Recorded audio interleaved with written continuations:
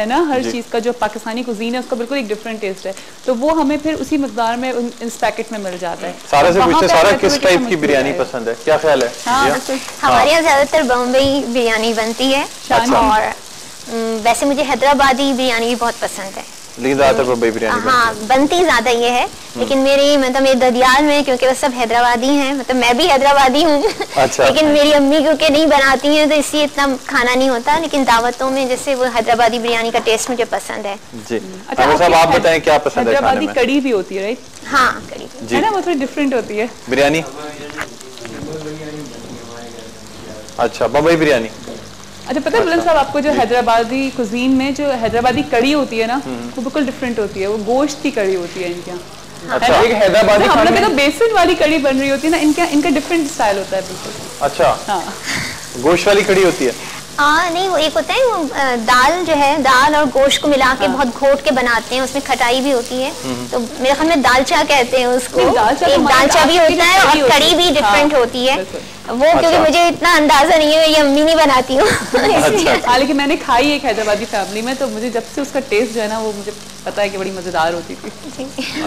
अच्छा जी, हम अपनी रेसिपी की तरफ आते हैं। जी बिल्कुल जी। जी, अनियन को ब्राउन करने के बाद अदरक लहसुन शामिल किया और चिकन शामिल करने के बाद इसकी ब्राउन का सिलसिला जारी है। ठीक है, अब इसी में ब्रेक पे जाना है। बिल्कुल, पर ब्रेक से जाने से पहले इसी के अंदर हम शामिल कर लेते हैं टमाटो। ठीक है, अब इसकी करनी बुनाई। चलिए जी, हम इसमें टमाटर डाल दिए, हम जा रहे हैं एक छोटी सी ब्रेक पे, हमारे साथ ही रहेगा शान अफ्तार किचन में। हम छोटी सी ब्रेक के बाद आपको ज्वाइन करते हैं नेमत अफ्तार में। करते हैं शान अफ्तार किचन में, यहाँ पे मज़ेदार सी बिरयानी बन रही है जी, बम्बई बिरयानी, शान बम्बई बिरयानी। तो शेफ़ इकबाल से पूछती हूँ कि अभी तक उन्होंने क्या क्या किया है जी शेफ़? जी जी देखें, चिकन की बुनाई के बाद ठीक है टमाटर शामिल किए थे और उसके बाद आलू। ठीक है, अब इसकी बुनाई का सिलसिला बिल्कुल जारी, लेकिन याद रहे कि आलू को हमने हाफ बॉईल कर लिया था पहले से, ताकि जल्दी बिल्कुल ये टेंडर हो जाए। इसके साथ ही दही जो मौजूद है, दही शामिल कर लेते हैं, तकरीबन कोई 1, 2, 3 और ये 4 खाने के चम्मच के बराबर दही शामिल करके इसे अच्छी तरह से कर लीजिए मिक्स। ठीक है, और दही के साथ ही वेरी स्पेशल शान बम्बई बिरयानी मसाला शामिल करना है। ठीक है, शान बम्बई बिरयानी मसाला, और ये हम बना रहे हैं आधा किलो चिकन में। आधा किलो चिकन में, बिल्कुल ठीक है। शान बम्बई बिरयानी मसाला शामिल कीजिए।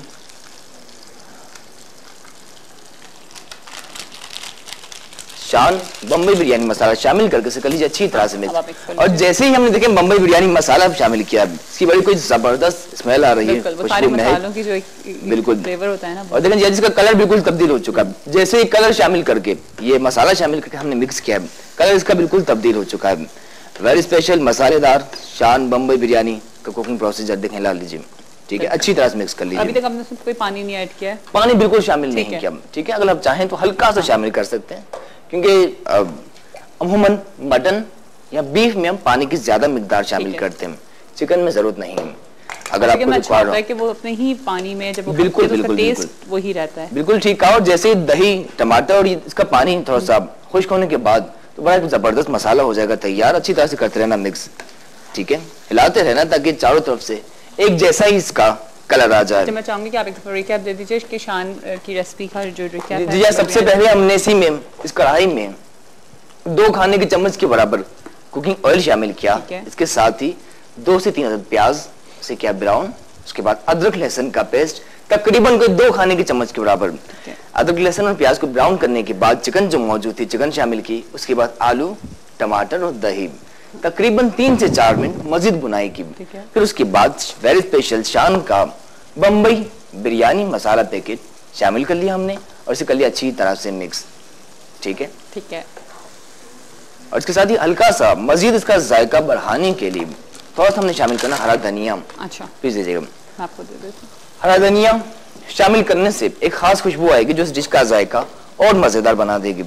और जैसे कि आपने बताया बिरयानी के बारे में, जी देखें बिरयानी हमारे पास 5 स्टार होटल्स में भी, पीसी वगैरह में फॉरनर भी कोई आते हैं, चाहे इटालियन हो या फ्रेंच हो, वो सभी कहते हैं वी वांट पाकिस्तानी राइस। इतनी मकबूल है बिरयानी पूरी दुनिया में। चाहे इटालियन हो फ्रेंच हो, हर कोई शौक से खाना पसंद करता है बिरयानी हमारी।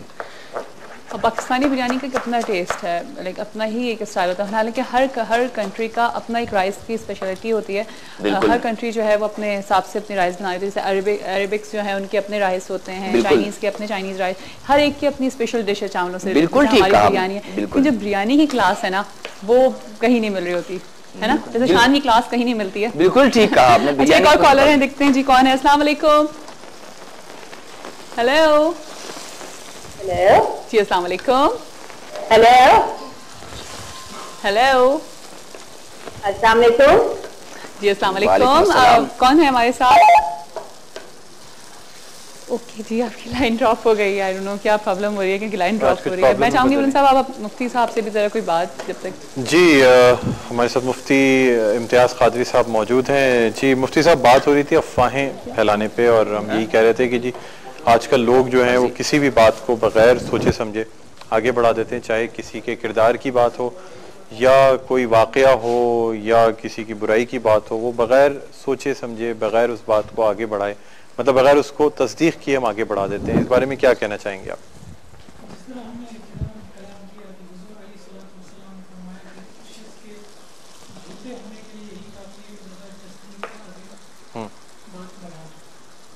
ये हमारे माशरे में ये बात आम हो चुकी है कि हम इसकी तरफ तवज्जो नहीं करते, और इसी की वजह से आप देखें कि माशरे में मज़ीद बुराइयां जन्म ले रही हैं।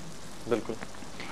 और लोग जो है, जो फितना परवर किस्म के लोग होते हैं, फितना फैलाने वाले, दहशतगर्दी करने वाले, इस किस्म के लोग जो है इन बातों से फ़ायदा उठाते हैं और जो इसको मज़ीद हाईलाइट करते हैं कि जिससे माशरे में मज़ीद बदअमनी फैलती है, कत्ल गारत गरी की तरफ जो है माशरा मज़ीद जाता है। लिहाजा होना यही चाहिए कि हम जो है इस पर रोकथाम करें और शरीयत और सुन्नत के दायरे में रहकर कलाम करें। जी। नबी पाक सल्लल्लाहु अलैहि वसल्लम का एक फरमान है, मन सकता नजा, कि जिसने खामोशी इख्तियार की उसने निजात पाई। अब इस नबी पाक के फरमान, अगरचे ये दो लफ्ज़ों का एक मुबारक फरमान है, लेकिन ये अपने अंदर बड़ी गहराई रखता है कि हम देखें कि हमने कहाँ पर बात करनी है और किस वे में बात करनी है। आया हमारा बात करना वहाँ पर ज़रूरी है या नहीं है।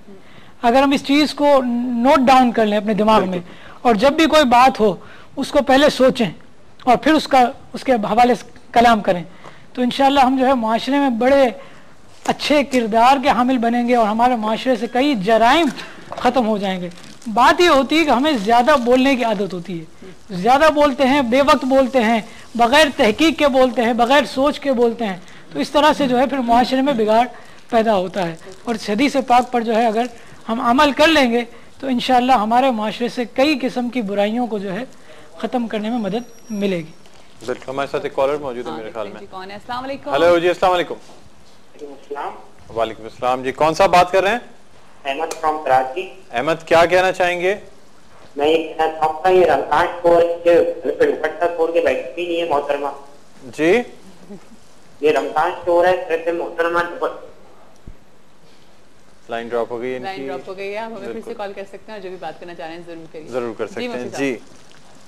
जी, मैं यही बयान कर रहा था कि सैयद आलम नूर मुजस्सम सल्लल्लाहु अलैहि वसल्लम के फरामीन पर अमल करने में हमारे लिए बड़ी निजात है, और जो है हुजूर अलैहिस्सलातु वस्सलाम के अहकामात जो है ज़िंदगी के हर मामले में हमारे लिए रहनुमाई करते हैं। नबी पाक सल्लल्लाहु अलैहि वसल्लम के पास एक औरत आई किसी शरई मसले के लिए। जब वो वापस जाने लगी तो सैयदा आयशा सिद्दीक़ा रज़ियल्लाहु ताहिरा ने कलाम किया कि हुजूर, ये औरत का कद जो था वो कितना छोटा था।